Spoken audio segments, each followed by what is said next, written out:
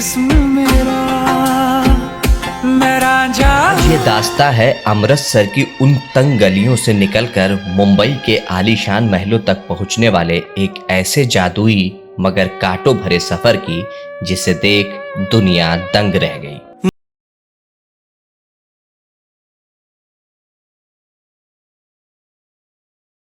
कहानी है उस बनावटी हंसी की जिसके पीछे पिता को खोने का दर्द, सालों का अकेलापन और कामयाबी के शिखर पर छिपे हुए डरावने जख्म आज भी चीखते हैं। उस समय तो लगता था कि जैसे अब बस खत्म होने वाला काम, और शायद होता ना बड़ा गंदा वाला फेज था। सो हाँ, वो फेज था, एक निकल गया, ठीक है। आई थिंक सबकी लाइफ में कुछ ना कुछ ऐसा आता होगा, हमारे भी आया। आज बात शोहरत के उस जानलेवा नशे और अंधे अहंकार की जिसने एक पल में बरसों पुरानी वफादारियों को पैरों तले कुचल दिया और अपनों को ही पराया कर दिया। वो ठीक नहीं है सर, ही इज डिप्रेस्ड, वो मेंटली ठीक नहीं है। बात जमीन से 30,000 फीट की ऊंचाई पर उड़ते हुए जहाज में हुई उस खौफनाक रात की, जहां एक भरे हुए ग्लेनफिडिच के गिलास और एक जूते ने कॉमेडी के बादशाह का गुरूर मिट्टी में मिला दिया। कि सुनील के साथ मेरा झगड़ा हुआ ही नहीं था एक्चुअली। आई लव हिम और मुझे बेस्ट लोगों के साथ काम करना अच्छा लगता है। ये दास्ता है उस शख्स की जिसने ग्लैमर की चकाचौंध में अपनी बरसों पुरानी मोहब्बत को धोखा दिया और फिर अपनी ही लिव इन पार्टनर की पीठ में खंजर घोंपकर खुद को बर्बादी की आग में झोंक।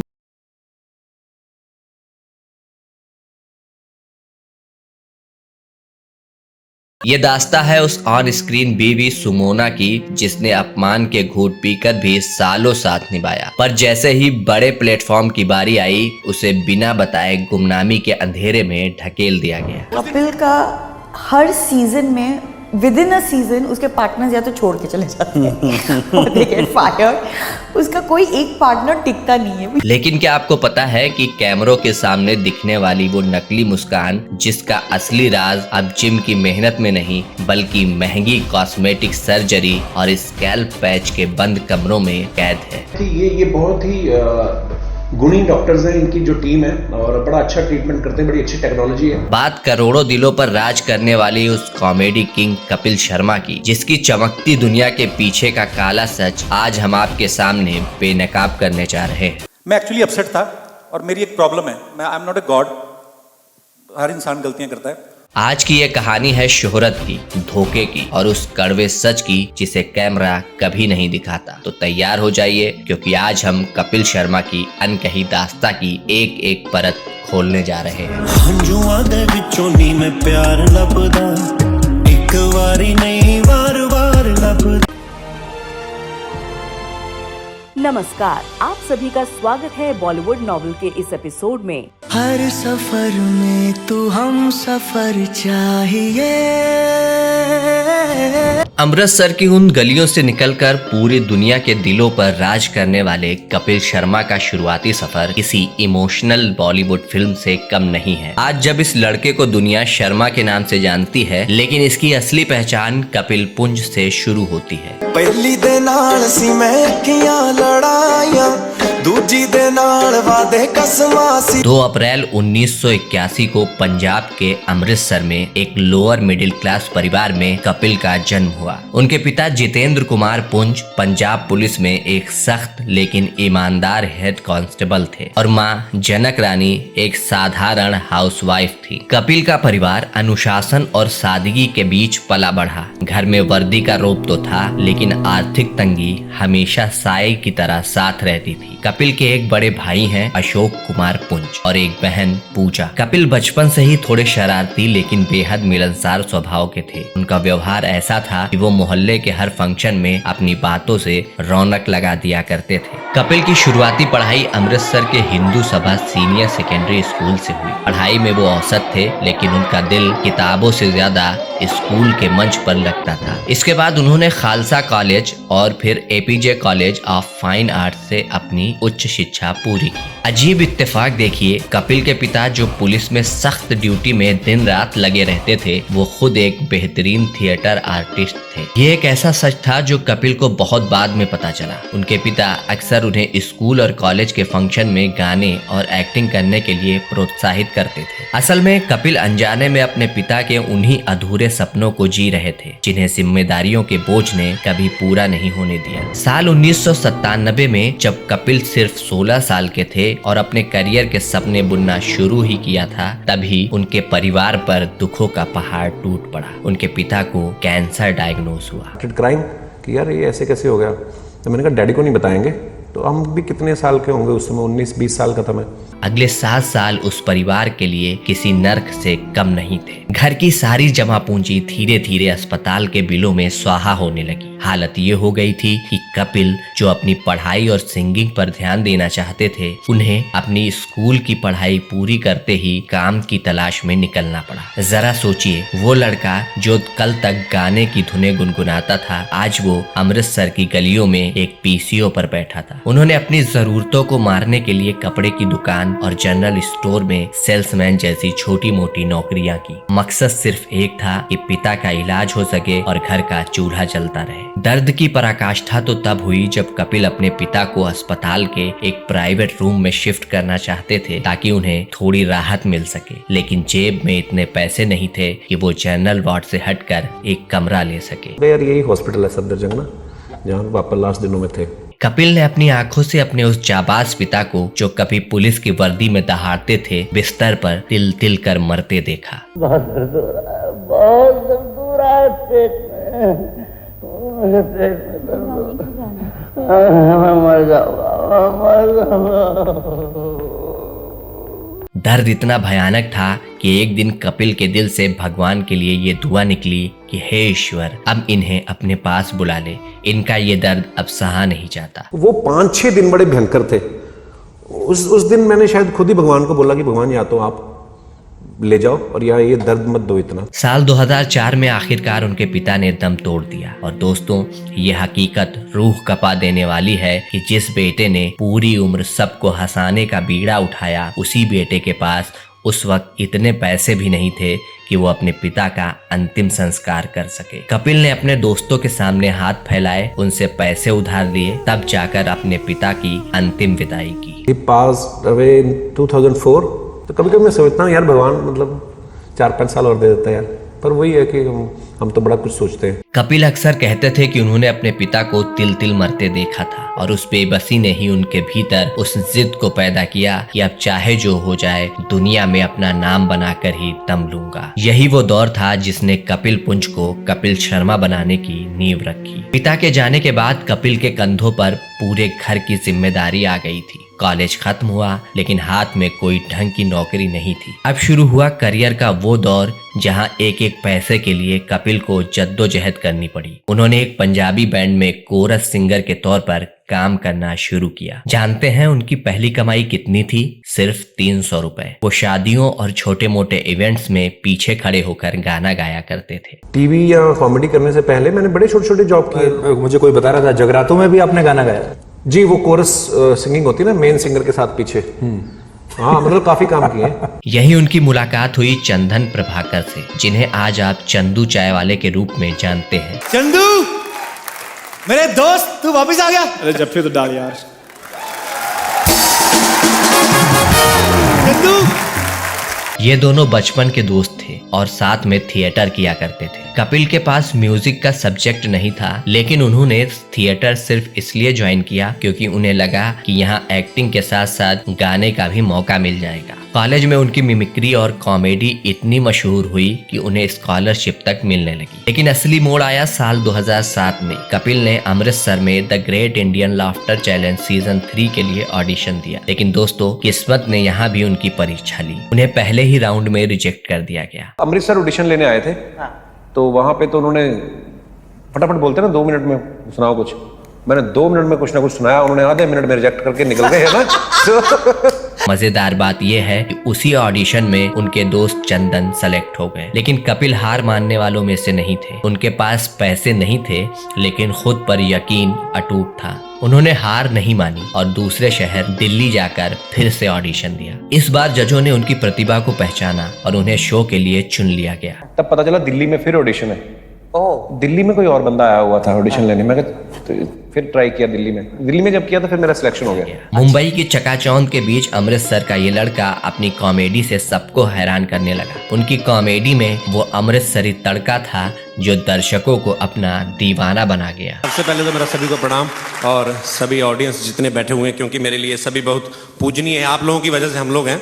और फिर आया वो ऐतिहासिक पल जब शो के विनर की घोषणा हुई तो पूरी दुनिया के सामने नाम गूंजा कपिल शर्मा। उन्हें न सिर्फ ट्रॉफी मिली बल्कि 10 लाख की इनामी राशि भी मिली। लेकिन जीते हुए पैसों से कपिल ने कुछ ऐसा किया जिससे उनके परिवार में उनका कद और ज्यादा बढ़ गया। जीत के उन 10 लाख रुपयों से कपिल ने अपने लिए सुख सुविधाएं नहीं खरीदी बल्कि अपनी बहन की शादी धूमधाम से की। यहीं से उनके मन में ये बात बैठ गई कि वो अपने परिवार और साथ काम करने वालों के भाग्य विधाता है। यही सोच आगे चलकर उनके करियर में अहंकार और विवादों की वजह भी बनी। लाफ्टर चैलेंज जीतने के बाद कपिल रुके नहीं। उन्होंने कॉमेडी सर्कस के लगातार 6 सीजन जीतकर एक ऐसा रिकॉर्ड दिया जिसे तोड़ना नामुमकिन है। कपिल पार्वती, आपको मिलते हैं 56 पॉइंट्स, यानी आप बन चुके हैं कॉमेडी के सबसे बड़े सुपरस्टार।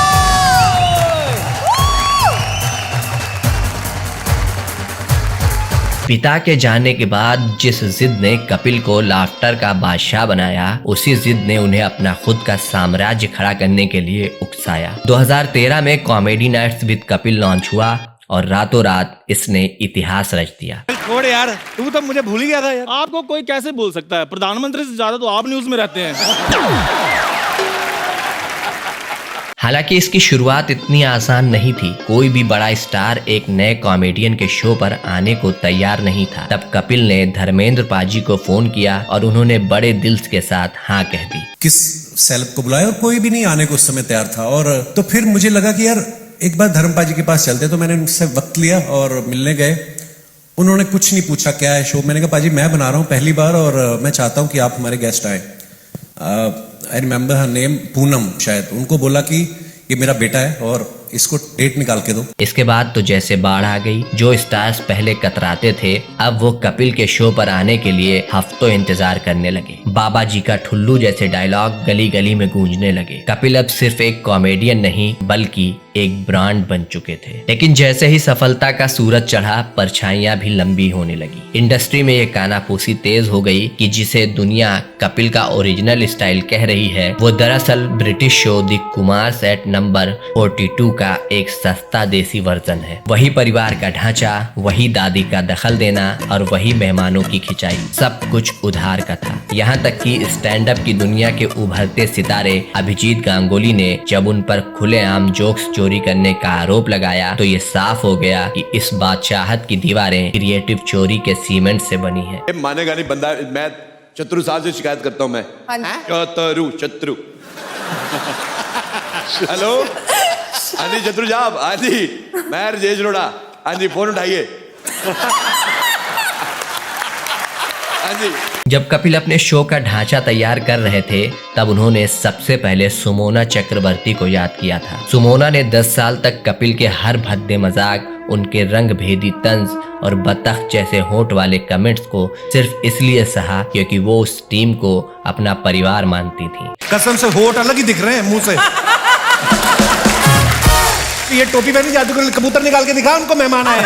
मगर वफादारी का ये सिलसिला तब टूटा जब कपिल को नेटफ्लिक्स का बड़ा और ग्लोबल मंच मिला। जिस सुमोना ने कपिल के डिप्रेशन और शराब की लत वाले सबसे काले दिनों में उनका साथ नहीं छोड़ा, उसे नए शो की कास्ट से ऐसे बाहर किया गया जैसे कोई गैर हो। रिपोर्ट के मुताबिक सुमोना को एक फोन कॉल तक नहीं किया गया। कपिल को लगने लगा था कि वो अब इतने बड़े हो चुके हैं कि उन्हें पुराने लोगों की जरूरत नहीं रही। सुमोना को किनारे करने का बीच शायद उसी दिन पड़ गया था जब मार्च 2017 में मेलबर्न से लौटते वक्त सिडनी की फ्लाइट में कपिल ने आपा खो दिया। शराब के नशे में डूबे कपिल ने जब देखा कि उनकी टीम ने उनसे पहले खाना शुरू कर दिया है तो उनका राजा वाला अहंकार भड़क उठा। उन्होंने चिल्लाकर कहा, तुम लोगों की औकात क्या है, सबको मैंने बनाया है। और इसी बीच जब सुनील ग्रोवर ने उन्हें शांत कराना चाहा तो कपिल ने अपना जूता उतार कर उन्हें दे मारा। मैं एक्चुअली अपसेट था और मेरी एक प्रॉब्लम है, मैं I am not a god, हर इंसान गलतियां करता है। ये सिर्फ एक झगड़ा नहीं था, ये उस इनसिक्योरिटी का नतीजा था जो कपिल को तब महसूस होती थी जब सुनील ग्रोवर की लोकप्रियता उनके बराबर पहुंचने लगती थी। आपको पता है यही बातों से फिर झगड़े हो जाते हैं, लेकिन लोग एंजॉय करते हैं।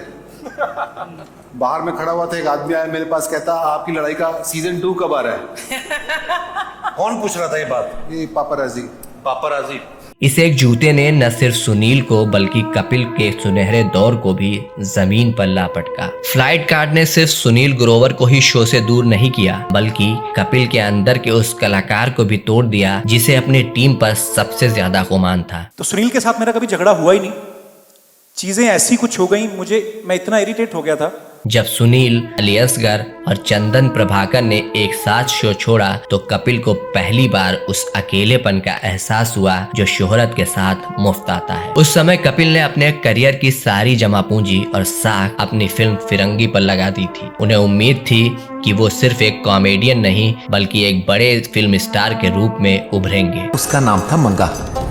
ओके, घर के किसी सियाने आदमी को बुला लो। सियाना जी में वो तो उस दिन ऐसे ही बच्चों के साथ थोड़ा जिंदगी की हर दौड़ में अव्वल, परिवार का सबसे लायक लाडला। लेकिन फिल्म बॉक्स ऑफिस पर बुरी तरह पिट गई। करोड़ों का नुकसान और डूबता हुआ करियर। इस दोहरी मार ने कपिल के दिमाग पर गहरा असर किया। जो इंसान कल तक सबको हंसाता था वो अब खुद के वजूद पर सवाल उठाने लगा था। लेकिन दोस्तों, क्या सुनील ग्रोवर के साथ हुआ वो झगड़ा ही कपिल के पतन की इकलौती वजह थी या फिर पर्दे के पीछे कोई और भी था जो कपिल के दिल और दिमाग को कंट्रोल कर रहा था? इंडिया में तो लाइन किसी भी चीज के लिए लग जाता है मैडम, चाहे आप आधा पैसा दोगे तब भी, और इसी बात का फायदा उठा रहे हैं आप लोग। चलिए अब बात करते हैं कपिल के उन अफेयर्स और रिश्तों की जिन्होंने उन्हें शोहरत की बुलंदियों पर भी पहुंचाया और फिर बदनामी के दलदल में भी धकेल दिया। दोस्तों, अब आते हैं उस हिस्से पर जिसका जिक्र शायद ही कोई करता है। क्या उनकी पत्नी गिन्नी चतरथ ही कपिल की जिंदगी का पहला और आखिरी प्यार थी या फिर सफलता की सीढ़ियां चढ़ते वक्त कपिल का दिल कहीं और भी धड़का था? चलिए पर्दे के पीछे की उन कहानियों को खंगालते हैं जिन्हें अक्सर दबा दिया जाता है। दिल का दिल से हमने कर लिया। जब Kapil comedy nights with Kapil से शोहरत की बुलंदियों को छू रहे थे तब गलियारों में एक नाम बड़ी तेजी से गूंजा था, प्रीति सिमोस का। प्रीति इसी शो की क्रिएटिव डायरेक्टर थी और कहा जाता है कि कपिल की सफलता के पीछे सबसे बड़ा हाथ प्रीति का ही था। वो कपिल की न सिर्फ बिजनेस पार्टनर थी बल्कि खबरें तो यहाँ तक थी कि दोनों सालों तक लिव इन रिलेशनशिप में रहे। मेरा बहुत प्यार है प्रीति के साथ, अभी भी है। मैं ये कहूँगा कि मुझ में शायद बहुत सारी कमियां हैं और मैं बहुत जो बड़े बड़े डिसीजन होते हैं कभी कभी ऐसे ले लेता हूँ और कभी कभी छोटी छोटी बातें होती हैं जो मैं नहीं डिसाइड कर पाता हूँ। मेरा अभी भी बहुत प्यार है उनसे।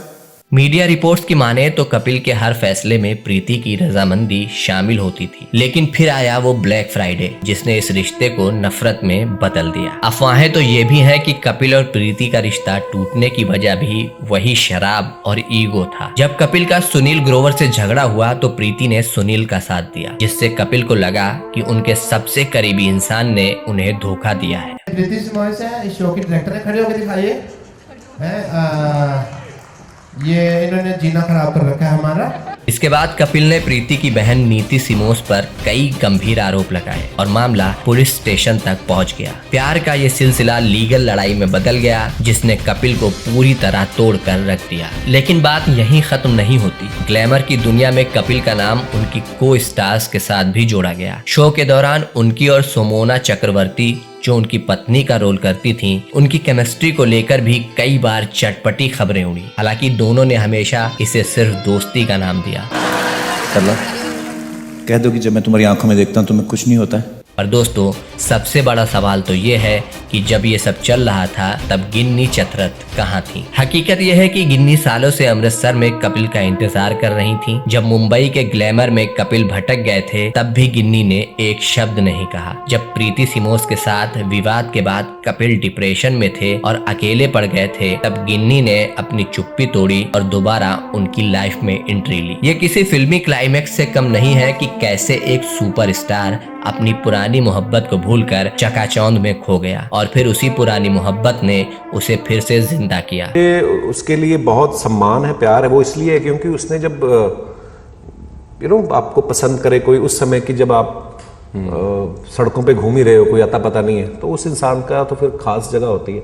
देखा जाए तो कपिल की लव लाइफ भी उनके करियर की तरह ही उथल पुथल भरी रही। जहां प्रीति सिमोस ने उन्हें बनाया वहीं गिन्नी ने उन्हें बचाया। पर सवाल यह है कि क्या कपिल ने प्रीति के साथ जो किया वो सही था या फिर शोहरत की भूख ने उन्हें इतना अंधा कर दिया था कि वो अपनों और परायों में फर्क भूल गए थे।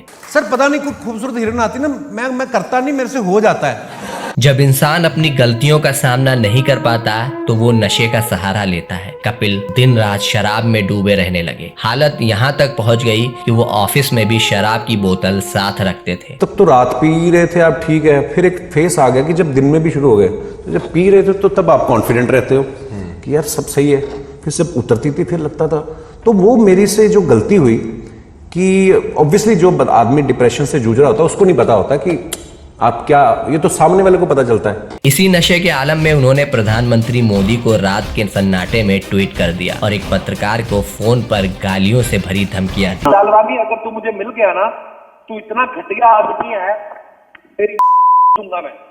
You can't speak to me like this. I can speak to you anytime. तू क्योंकि इतना हरामी है। You cannot speak to me like this. I will office. News दिखती है मेरी वजह से। You can. बोला नहीं बहुत सालों से। You cannot speak to me like this. You have no right. तेरी बेटी मेरे साथ सोना चाहती है, लिखना उसके बारे में, न्यूज़ दिखेगी। इन घटनाओं ने उनकी फैमिली मैन वाली इमेज को तार तार कर दिया। ट्विटर पे चले जाना, मेरे को किसी ने एक गाली देनी तो मैं उसको 10 देता था, तो मेरे दिमाग से निकल गया कि फेक अकाउंट बना के भी गाली दी जा सकती है।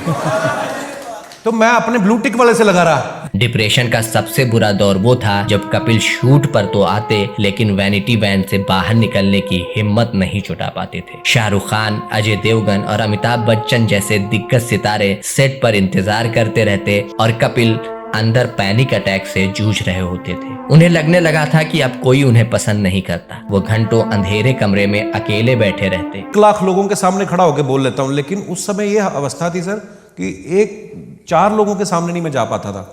उस दौर में मीडिया ने कपिल को एक विलन की तरह पेश करना शुरू कर दिया था। हर दिन उनके बारे में नई नकारात्मक खबरें आती थीं। इसी दबाव में कपिल ने विक्की लालवानी नाम के पत्रकार को फोन करके गालियां दी। उसकी रिकॉर्डिंग लीक हो गई। ये उस इंसान की छटपटाहट थी जो चारों तरफ से घिर चुका था और जिसे समझ नहीं आ रहा था कि अपनी गिरती साख को कैसे बचाए। जब पूरी दुनिया कपिल के खिलाफ खड़ी थी तब उनकी पुरानी दोस्त और अब पत्नी गिन्नी चतरथ उनकी ढाल बनी। गिन्नी ने उन्हें शराब के चंगुल से निकाला और लोनावला के एक रिहैब सेंटर में भर्ती कराया। मैंने ब्रेक ले लिया। ब्रेक लेने के बाद मैं बैंगलोर चला गया। बैंगलोर जाके मैंने अपना ट्रीटमेंट करना शुरू किया। यहाँ पर थोड़ा कपिल और गिन्नी की कहानी को समझते हैं। आप बहुत अच्छे घर से हो, फाइनेंशियली भी बहुत अच्छे घर से हो जी। एक स्कूटर वाले लड़के से क्या सोच के प्यार किया था तुमने? कुछ नहीं, मैंने सोचा कि पैसे वाले से तो सभी प्यार करते हैं, इस गरीब का भला ही कर दूं। दरअसल उनकी ये कहानी बहुत पुरानी है। कपिल जालंधर के कॉलेज में प्ले डायरेक्ट करने गए थे जहां गिन्नी उनकी स्टूडेंट थी। गिन्नी अमीर खानदान से थी और कपिल उस वक्त एक गरीब स्ट्रगलर। गिन्नी कपिल के लिए घर से खाना बनाकर लाती। जब कपिल को पता चला कि गिन्नी उन्हें पसंद करती हैं, तो उन्होंने खुद को आईने में देखा और गिन्नी से कहा, हमारा कोई फ्यूचर नहीं है, तुम्हारी कार की कीमत मेरे पूरे परिवार की जायदाद से ज्यादा है। तो हम लोग रोज रिहर्सल करने के लिए जाते थे तो वो सैंडविच लेके आती थी सिर्फ मेरे लिए। तो मेरा दोस्त कहता है ये ना लड़की गिन्नी तेरे को लाइक करती है। मैं कहा नहीं यार, उसकी गाड़ी देख कितनी बड़ी है, और मेरे स्कूटर की फोम निकल रही बाहर। तो मैं कहा ऐसा नहीं हो सकता। कहता नहीं हो ना हो, तुझे लाइक करती है। रिश्ता टूटा, कपिल मुंबई आए और स्टार बन गए। लेकिन जब 2017 में कपिल का स्टारडम डूब रहा था, तब वही गिन्नी फिर से उनके पास आई। गिन्नी के पिता शुरू में इस रिश्ते के खिलाफ थे, लेकिन गिन्नी ने साफ कह दिया था कि शादी करूंगी तो सिर्फ कपिल से। जब दुनिया कपिल को गालियां दे रही थी, तब गिन्नी उनका हाथ थामे उन्हें डिप्रेशन से बाहर निकाल रही थी। कपिल खुद कहते हैं कि अगर गिन्नी नहीं होती तो शायद मैं आज जिंदा भी ना होता। अब इसी दौर में कपिल को समझ आया कि उनकी असली ताकत उनके अफेयर्स या जोक्स नहीं, बल्कि उनका परिवार है। मतलब जैसे मेरे हर सपने को अचीव करने में बहुत सपोर्ट किया है, लेकिन तुम्हारे भी तो कुछ सपने होंगे। अब शादी हो गई है, छोड़ो। नहीं, शादी के बाद आदमी सपने नहीं देखता। आदमी सपने तो तब देखता है ना जब सोता है। तुमने मुझे सोने दिया? उन्होंने अपनी लाइफस्टाइल बदली, सर्जरी और डाइट का सहारा लिया ताकि वो फिर से उस पुराने किंग वाले अंदाज में वापसी कर सकें। फिर शुरू हुआ इमेज क्लीनिंग का दौर। कपिल ने शादी की, बच्चे हुए और दुनिया के सामने एक सुधरे हुए फैमिली मैन की तस्वीर पेश की। आज जो स्लिम ट्रिम कपिल दिखते हैं, उसके पीछे जिम से ज्यादा ओजेम्पिक जैसी वेट लॉस दवाओं और महंगी कॉस्मेटिक सर्जरी का हाथ बताया जाता है। उनके सिर के बाल जो कभी गायब हो रहे थे, अब हाई डेंसिटी हेयर पैचेस की मदद से घने दिखते हैं। यहाँ सवाल उठता है कि क्या ये वाकई एक नया कपिल शर्मा है या सिर्फ डूबते हुए करियर को बचाने के लिए पहना गया एक और नया मुखौटा। कपिल की शोहरत दोबारा पटरी पर लौट रही थी, लेकिन शोहरत के साथ परेशानी उनका पीछा छोड़ने को तैयार नहीं थी। 300 करोड़ की संपत्ति और बेशुमार शोहरत ने कपिल को अंतर्राष्ट्रीय गैंगस्टर का सॉफ्ट टारगेट बना दिया है। सलमान खान के साथ नजदीकियां और कुछ विवादित बयानों की वजह से लॉरेंस बिश्नोई और बब्बर खालसा जैसे संगठनों ने उनके कनाडा वाले कैफे को गोलियों से भून दिया। आज कपिल दुनिया को हंसा तो रहे हैं, पर खुद बुलेट प्रूफ गाड़ियों और सुरक्षा घेरों के बीच कैद होकर जी रहे हैं। मशहूर कॉमेडियन कपिल शर्मा के कनाडा वाले कैफे पर फिर से फायरिंग हुई। इस बार फायरिंग की जिम्मेदारी गैंगस्टर लॉरेंस बिश्नोई की गैंग ने ली। तो दोस्तों, ये थी कपिल शर्मा की वो दास्तान जिसने फर्श से अर्श तक का सफर तय किया। लेकिन जाते जाते एक सवाल छोड़ जाता हूँ, क्या कपिल शर्मा सिर्फ एक महान कलाकार हैं या फिर सफलता के नशे में चूर एक ऐसे इंसान जो अपने ही साथियों का सम्मान करना भूल गए। एक तरफ हम उनकी तारीफ करते नहीं थकते कि कैसे अमृतसर का एक लड़का जिसके पास पिता के अंतिम संस्कार तक के पैसे नहीं थे, आज करोड़ों के साम्राज्य का मालिक है। उनकी टाइमिंग, उनका प्रेजेंस ऑफ माइंड और किसी को भी हंसा देने की काबिलियत का कोई सानी नहीं है। उन्होंने साबित किया कि अगर आप में हुनर है तो दुनिया आपके कदमों में होगी। लेकिन सिक्के का दूसरा पहलू थोड़ा कड़वा है। कई बार कपिल का नाम उनके टैलेंट से ज्यादा उनके विवादों की वजह से सुर्खियों में रहा। चाहे वो फ्लाइट में अपने ही साथी सुनील गुरोर पर हाथ उठाना हो या फिर सोशल मीडिया पर आधी रात को किए गए उनके वो विवादित ट्वीट। आलोचकों का मानना है कि कपिल को जो सफलता मिली, शायद वो उसे संभाल नहीं पाए और उनका ईगो उनके करियर पर भारी पड़ने लगा। एक कलाकार के तौर पर वे बेमिसाल हैं, लेकिन एक इंसान के तौर पर उनके व्यवहार ने कई बार उनके फैंस का दिल दुखाया है। खैर, इंसान गलतियों का पुतला है और कपिल ने अपनी गलतियों से सीखा भी है। आज वे फिर से टॉप पर हैं, लेकिन क्या वो वही पुराने वाले जमीन से जुड़े कपिल हैं या फिर ये सिर्फ एक चमकता हुआ पर्दा है? आपको क्या लगता है? क्या कपिल को उनके टैलेंट की वजह से उनके सारे नखरे और गलतियां माफ कर देनी चाहिए या फिर एक सुपरस्टार होने के नाते उन्हें और ज्यादा जिम्मेदार होना चाहिए था? अपनी बेबाक राय कमेंट बॉक्स में जरूर लिखें। वीडियो पसंद आया हो तो लाइक करें और ऐसी ही खट्टी मीठी बायोग्राफी के लिए हमारे चैनल को सब्सक्राइब करना ना भूलें। मिलते हैं अगले वीडियो में, तब तक के लिए आप सब अपना बहुत ख्याल रखें। धन्यवाद। Hi guys, this is Kapil Sharma. मुझे तो आप जानते ही हैं। और मैं आ रहा हूँ नेटफ्लिक्स पे। मैं आ रहा हूँ नेटफ्लिक्स पे। आप भी आ रहे हैं? आप भी आ रहे हैं? साथ में चलते हैं। तो हम दोनों एक साथ आ रहे हैं 190 से भी ज्यादा कंट्रीज में।